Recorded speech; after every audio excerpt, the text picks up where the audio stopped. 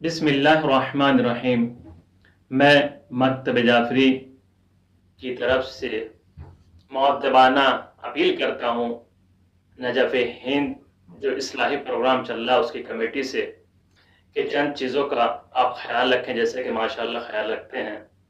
سب سے پہلے جو زائرین وہاں پر مجالس میں شرکت کر رہے ہیں ان کے تمام سہولیات کا خیال رکھا جائے، اور دوسرا پردے پر تاکید کی جائے۔ جو خواتین وہاں پر شرکت کر رہی ہیں ان کو پردے کے لیے بار بار تاکید کی جائے۔